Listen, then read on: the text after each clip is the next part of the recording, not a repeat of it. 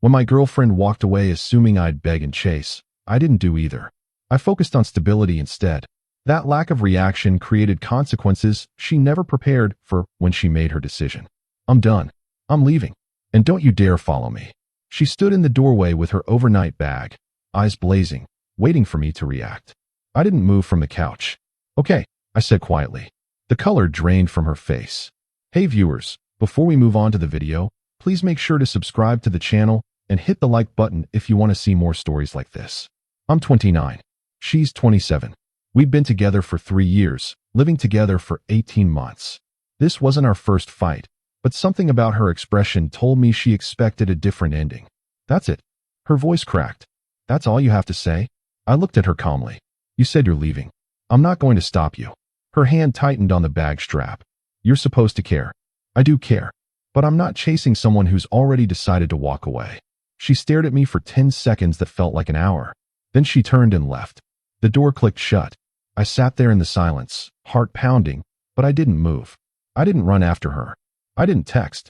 I didn't call. For the first time in our relationship, I just let her go.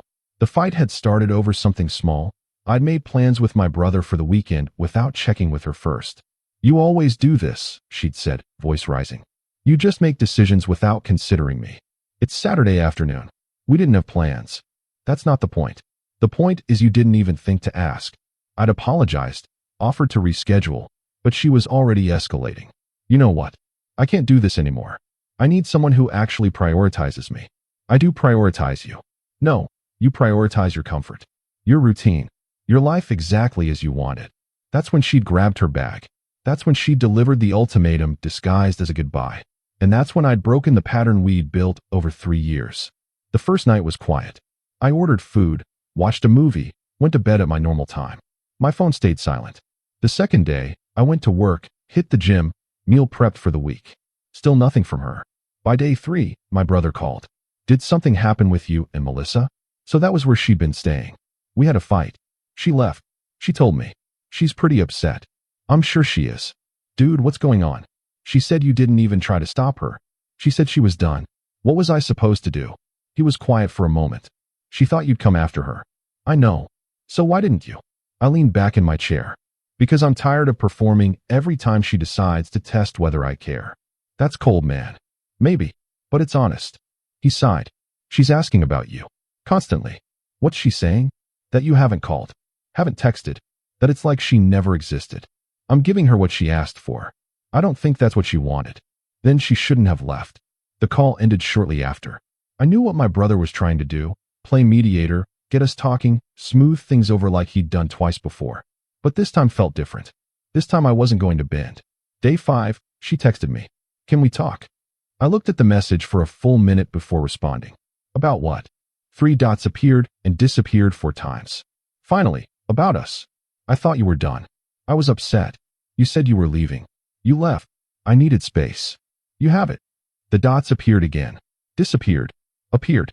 Are you seriously not going to fight for this? I put the phone down and walked away.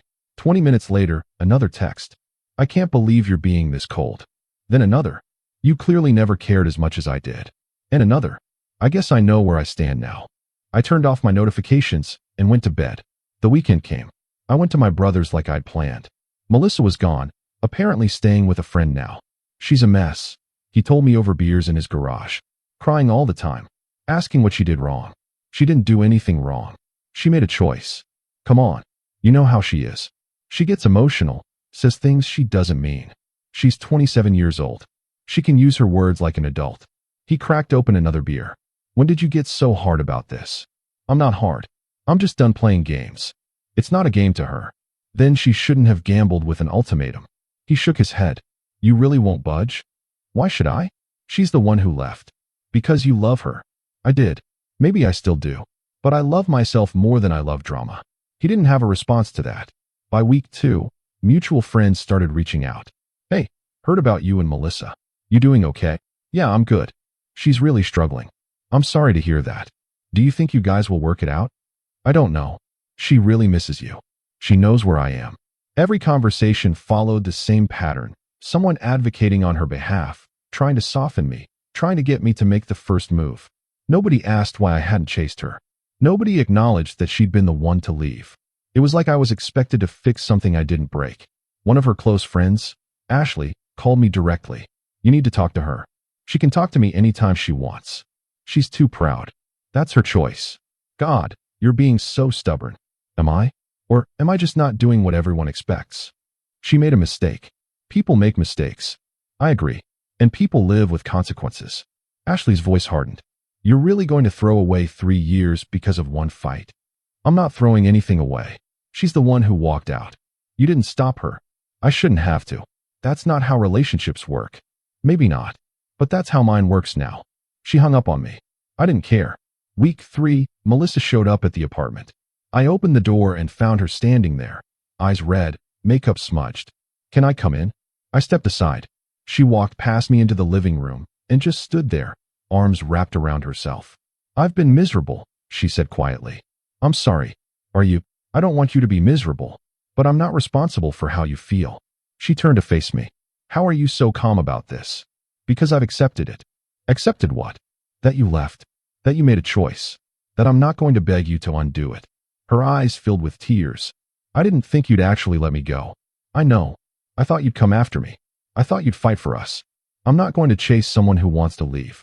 That's not fighting for us. That's fighting against reality. So that's it. We're just over. You ended it. Not me. I didn't mean it. Then why did you say it? She wiped her eyes. Because I wanted you to show me you cared. By panicking? By begging? By proving I can't function without you. By showing some emotion. I showed plenty of emotion. I just didn't show desperation. She sank onto the couch. I don't understand you anymore. I'm the same person I've always been. You just expected a different reaction. Everyone reacts when someone leaves. I did react. Just not the way you wanted. She looked up at me. Do you even miss me? Of course I do. Then why haven't you reached out? Because missing you doesn't mean I'm willing to reward manipulation. The word hung in the air between us. Manipulation? Her voice was barely a whisper. What else would you call it? You've threatened to leave, expecting me to panic and prove my devotion. When I don't, you paint me as the villain. That's not what I was doing. Then what were you doing? She didn't answer. This isn't the first time, I continued. 2 months ago, you stormed out after I worked late 3 days in a row. I came home to find you gone, and when I called, you said you needed to think about whether I was serious about us. Her face flushed. I apologized. I rearranged my schedule. I made it work. And you came back. You're keeping score? I'm noticing a pattern. Every time you're upset, you threaten the relationship. You leave. You go silent. You make me chase you to prove I care. And every time, I do. So this time you decided not to? This time I decided I'm worth more than that. She stared at me. You've changed. No. I just stopped pretending this was normal. We sat in silence for several minutes. Finally, she spoke. What do you want from me? I want you to decide what you actually want. Not what you think you want in the moment. Not what makes the best exit line. What you genuinely want for your life. I want us. Do you? Or do you want the idea of us? The version where I jump through hoops to prove myself every time you're unhappy. That's not fair. Maybe not. But it's honest. She stood up. I came here to fix things. I know. And you're just going to throw that back in my face? I'm not throwing anything. I'm telling you the truth. I'm exhausted, Melissa. I'm tired of the tests. I'm tired of the drama. I'm tired of proving I care only to have it questioned again the next time we disagree. So you don't want to be with me. I didn't say that. Then what are you saying? I met her eyes. I'm saying I'm not available for the version of this relationship where you hold all the power and I just react. If you want to be with me, it has to be as equals. No more ultimatums. No more walking out. No more using my love as a weapon against me. She looked away. You're asking me to change who I am. I'm asking you to act like an adult in a relationship. If that's not who you are, then maybe we're not compatible. Wow. Her voice was sharp. You've really thought this through. I've had 3 weeks to think. While I've been falling apart. That was your choice too. She grabbed her purse. I can't do this right now. Okay. She walked to the door, then stopped. Are you going to stop me this time? No. Of course not. She yanked the door open. You know what? You're right. We're not compatible. Because I deserve someone who actually gives a damn. You deserve someone who proves they give a damn on your timeline, using your methods, regardless of how healthy it is. I hope you find that. She slammed the door. I stood there for a moment, then went back to the couch and finished watching my show. My hands were shaking, but I didn't cry. I didn't text her. I didn't apologize. I just sat with the discomfort and let it pass. 2 days later, my brother called again. She's telling everyone you're emotionally unavailable. Okay. Okay. That's it. What do you want me to say? That I'm devastated? I am. But I'm also free. Free from what? From performing. From proving. From being tested every time she's insecure. Jesus. When did you become this person? Probably around the fourth time she threatened to leave over something minor, and I realized I was living in constant fear of her next emotional explosion. He was quiet. I didn't know it was that bad. It wasn't bad. It was just exhausting. And I'm done being exhausted. So you're really not taking her back? I didn't say that. But if she comes back, it'll be on different terms. Or not at all. You sound like a therapist. I've been seeing one for 6 months. That surprised him. You have? Yeah. Started going after the last time she left. Wanted to figure out why I kept accepting behavior I knew wasn't healthy. And what did you figure out? That love without respect isn't love. It's just attachment. He exhaled slowly. Damn. Yeah. She doesn't know any of this. She never asked why I seemed different lately. She just assumed I was being distant. Were you? I was creating boundaries. She interpreted it as distance. Another pause. You know she's not going to take this well. I know. But that's not my responsibility anymore. Week 4 came and went. I focused on work, started a new hobby, reconnected with friends I'd been neglecting. Turns out I'd let a lot of things slide, trying to keep Melissa happy. My brother invited me to a dinner party. I almost said no when I realized Melissa might be there. Then I decided I didn't care. I went. She was there, sitting across from a guy I didn't recognize. Our eyes met briefly. She looked away first. I talked with friends, laughed, enjoyed myself. Halfway through dinner, I caught her watching me. She looked confused. After dinner, she cornered me in the kitchen. You seem good. I am good. That was fast. Was it? She crossed her arms. It's been a month. You're acting like nothing happened. Something did happen. I'm just not dwelling on it. I'm dwelling on it. I'm sorry to hear that. Her jaw tightened. Who's the guy you brought? I came alone. Then who were you talking to all night? Friends. People I haven't seen in a while. You seemed really happy. I am. Without me. Melissa, what do you want me to say? She stepped closer. I want you to say this has been hell for you too. That you're miserable. That you miss me. I told you I miss you. But I'm not miserable. Why not? Because I'm choosing not to be. That's not how feelings work. It's exactly how feelings work. I can miss you and still be okay. Those things aren't mutually exclusive. She shook her head. I don't believe you. You don't have to. This whole thing is an act. You're pretending to be fine to punish me. I'm not pretending. And I'm definitely not trying to punish you. Then what are you trying to do? Live my life. That's it. No ulterior motive. No strategy. Just existing without you in it. Her eyes filled with tears. You really don't care anymore. I care. I'll probably always care. But I don't need you anymore. And that's the difference. When did you stop needing me? The moment I realized needing someone and loving someone aren't the same thing.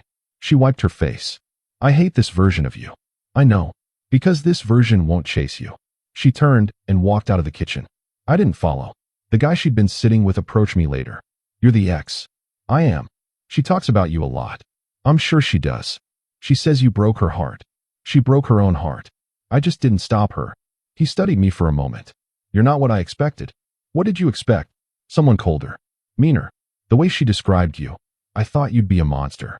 I'm just a guy who got tired of being tested. He nodded slowly. Fair enough. He walked away, and I left shortly after. I didn't think about Melissa for the rest of the night. That felt like progress. Week 6, she texted me at 2 in the morning. I'm outside. I looked at my phone, debated ignoring it, then got up and opened the door. She was sitting on the steps, arms wrapped around her knees. It's cold out here, I said. I know. How long have you been here? An hour. Why didn't you knock? I didn't know if you'd answer. I sat down next to her, keeping a foot of space between us.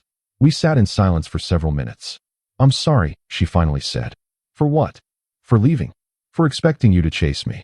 For all of it. Okay. That's it. Just okay. What else do you want me to say? I want you to tell me we can fix this. Can we? She turned to look at me. I don't know. Can we?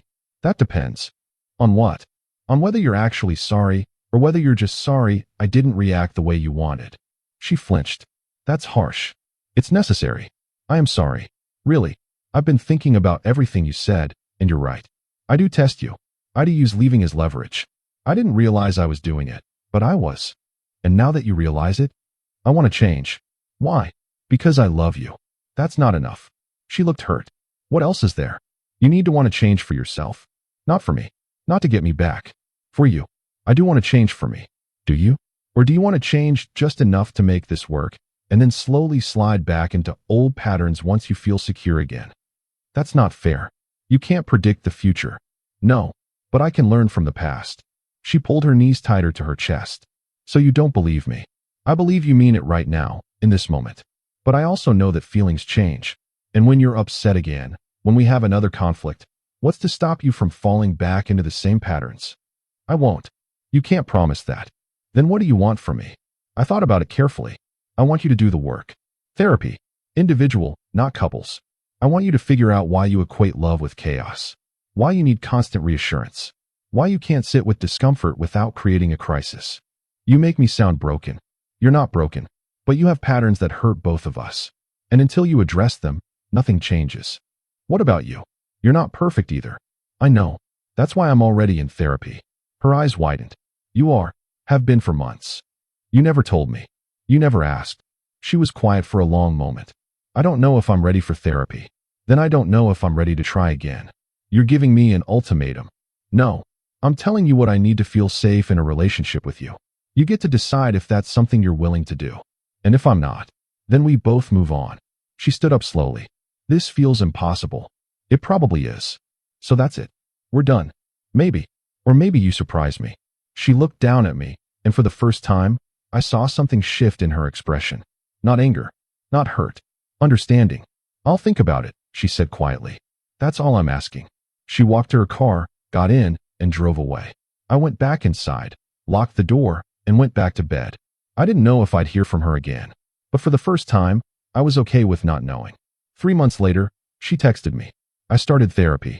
That's good. I'm proud of you. It's hard. I know. I'm learning a lot about myself. Not all of it is pretty. That's how growth works. I wanted you to know. Thank you for telling me. Does this change anything? I looked at the message for a long time before responding. I don't know yet. Fair enough. We didn't text again for another month. But when she did reach out, it wasn't dramatic. It wasn't a crisis. It was just a simple, "How are you?" And I realized that was the first time she'd ever asked that question without an agenda. I'm good. You? Better. Still working on things. That's all anyone can do. Can I ask you something? Sure. Do you think we'll ever get another chance? I thought about it honestly. I don't know. Maybe. But not until we're both different people than we were. That's fair. How does that feel? Scary. But honest. Yeah. Thank you. For what? For not chasing me. For letting me fall. I needed that. You're welcome. We stopped texting after that. But something had shifted. Not a reconciliation. Not even a friendship yet. Just two people who'd hurt each other, learning to exist separately. And maybe, eventually, that would be enough. Or maybe it wouldn't. But for the first time in 3 years, I wasn't afraid of either outcome. I'd learned to be stable without her. And that made all the difference. 6 months after she first walked out, I was having coffee with my brother. Heard Melissa's doing well, he said casually. That's good. You two talk at all? Occasionally. Nothing deep. Think you'll get back together? Honestly, I don't think about it much anymore. He raised an eyebrow. Really? Really? I'm not close to it. But I'm also not waiting for it. That's growth. That's therapy. He laughed. Fair. What about you? I asked. Seeing anyone? Casually. Nothing serious. Good for you. We talked about other things. Work, family, his new motorcycle.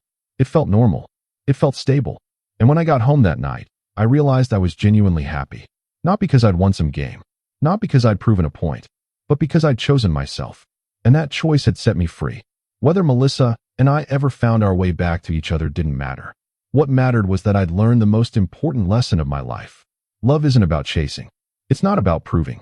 It's not about performing on someone else's stage. It's about being whole enough on your own that you choose to share your life with someone. Not because you need them to complete you, but because you want them to complement you. And if they leave, you let them. Not because you don't care, but because you care about yourself more than you fear being alone. That's the power of stability.